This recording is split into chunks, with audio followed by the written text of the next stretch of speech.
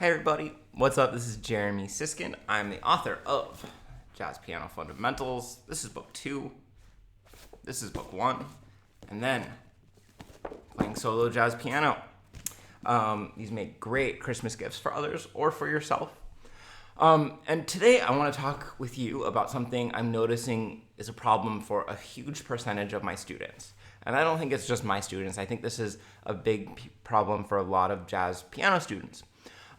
And the problem is that they're playing in a very kind of small range. I refer to it as span, like the span between the lowest note they play and the highest note they play. And for a lot of students, and let me shift view here, that span usually looks kind of something like this. Like most phrases are really small and they're really sticking in this octave above middle C, roughly. I just did E to E because that was convenient, but maybe they're sticking around here.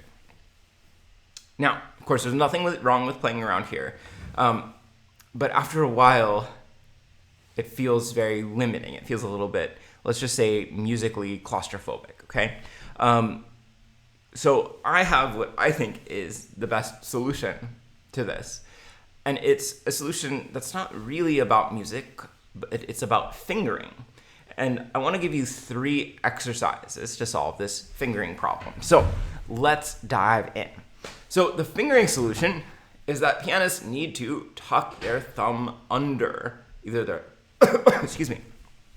either their second, third, everything's fine, not dying, second, third, or fourth finger in order to spread out their hand and access this space or just make their lines bigger. All pianists should already be familiar with this hand motion because this is what we do when we play scales, right? We'll do something if we're starting on C, like 1, 2, 3, cross the thumb under, 1, 2, 3, 4, cross the thumb under, 1, 2, 3, cross under, 1, 2, 3, 4, etc. Or when we practice arpeggios, and I know there might be some disagreement about 1, 2, 3 versus 1, 2, 4, but regardless, you're putting your thumb under. There's a reason we practice scales and arpeggios, and that's to establish good fingering patterns so that you know how to do it other places. Okay, so how can we practice this at the piano? I have 3 exercises for you. Number 1 is to start each phrase with crossed over fingers. Okay, so let's choose a tune. Let's choose I'll Remember April. I'm not sure I've done that on the channel yet. And I'm going to play you 16 measures, and I'm going to start each of these phrases with the thumb crossed under the second finger. So I'm going to start each phrase with 2, 1, index, thumb. This really feels great for a black key to a white key, but it could be for any kind of an exchange. Maybe not white to black. White to black might be awkward, but white to white works. I guess black to black works. So 1, 2, 1, 2, 3.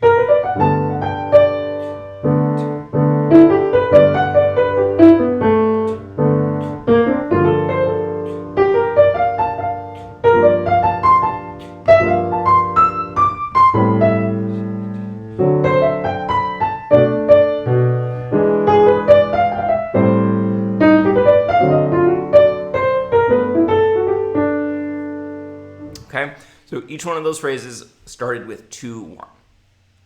Now, I'm going to start each phrase with 2, 3, 1.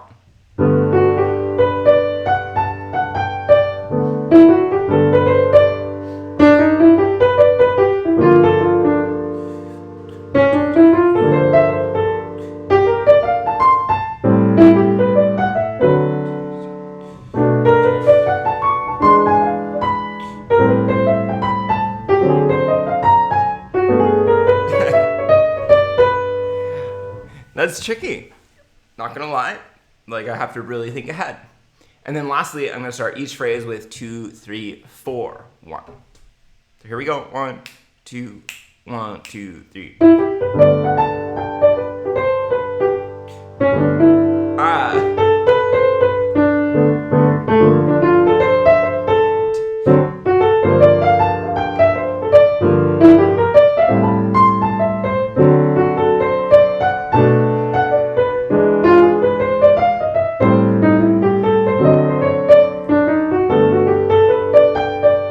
messed up on that last phrase, but almost every one of those was 2, 3, 4, 1.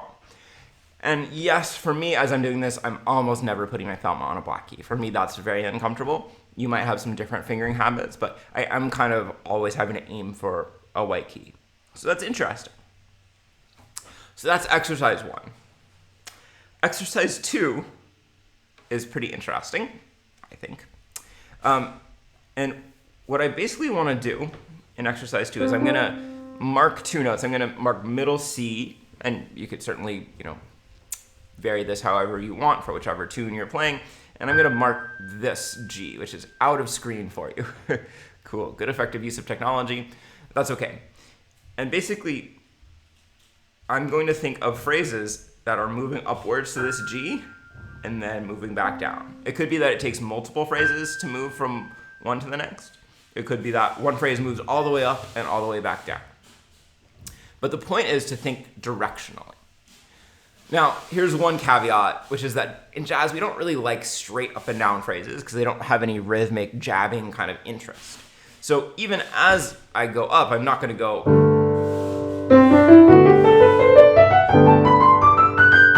right? Or even... sorry.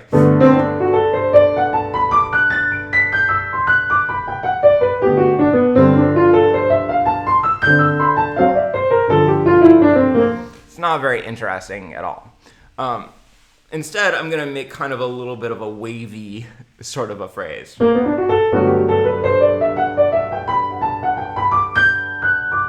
I could still get up there really fast. That was like less than 4 bars. And mostly, that's like combining scales and arpeggios. Right? I can make it an octave just by doing a triad arpeggio, right? So what I'm going to do now is I'm going to play maybe a full chorus of I'll Remember April, and I want you to be watching the direction of the right hand. I'm going to be kind of moving from C up to G, back to C, up to G, etc., etc. So wish me luck. Here we go. 1, 2, 1, 2, 3, and...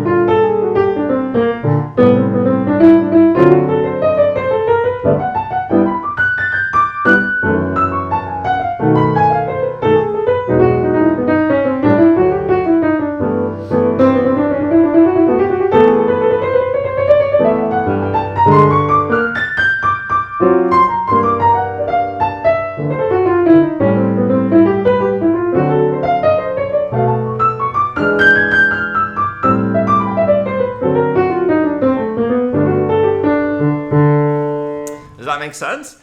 I don't know that I would, of course, advise playing that way if you're actually playing a solo, but it's just an exercise to make sure that you're doing all the crossing under on the way up, and then, of course, you're gonna have to cross your thumb, or your third or fourth finger over your thumb on the way down to make really good progress going back down to middle C.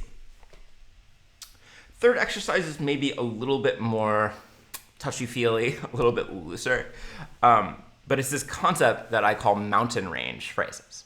And the idea is that instead of just thinking of a phrase as make a melody, we're going to make a melody that's kind of shaped like a mountain range. Now, I know some of you are probably rolling your eyes now, but just work with me for a second. The reason that I started doing this is because I found Keith Jarrett playing, for instance, a lot of these phrases. And what we can do to start is we can kind of set some targets, and we're going to go up to those targets, just like a mountain range reaches one peak, and then back down. And then up to the next target, which will be a little higher, back down, however much, up to the next target, which will be higher. So we're going to kind of have this feeling of reaching higher and higher. So just to keep things simple, let's make our targets A, D, A, D. Okay. I'm going to do it out of time first, so I can just kind of guide you through it. Could be that we're going through this really quickly, hitting those notes really fast, or it could be that we're going through this really slowly. So there's my first A. There's my D.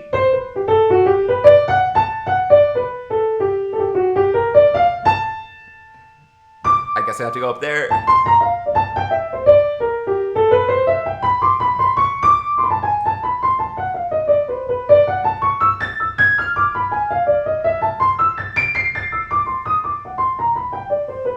Let me do it one more time.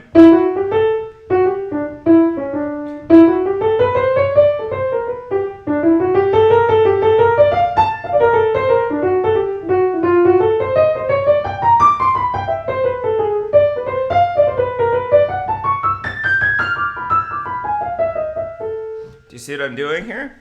And I'm trying to make a little crescendo and like really lean into that note to give it some drama of reaching up to it.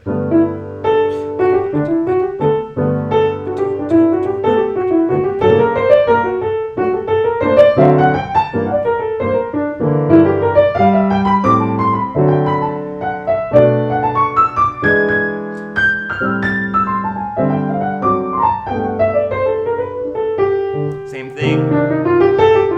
So there's that first A, D,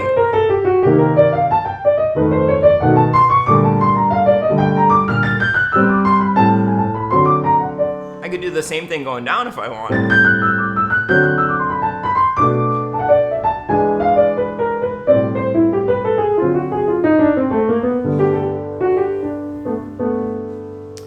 So I'm going to go back to the front view so I can talk to you face to face.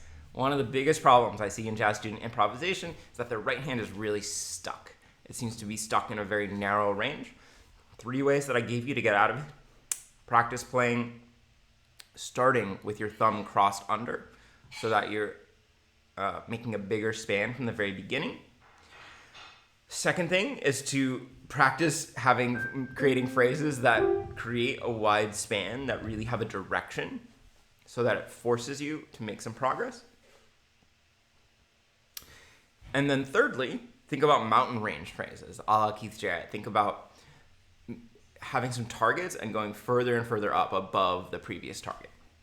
If you enjoyed this, thank you for watching. You'll really enjoy my books, Playing Solo Jazz Piano, which is about to have a second edition, people. Jazz Piano Fundamentals, book 1, and then some more advanced kind of improvisation stuff, more like this in Jazz Piano Fundamentals, book 2. Thanks for watching, everybody. Comment watermelon if you made it this far. Bye-bye.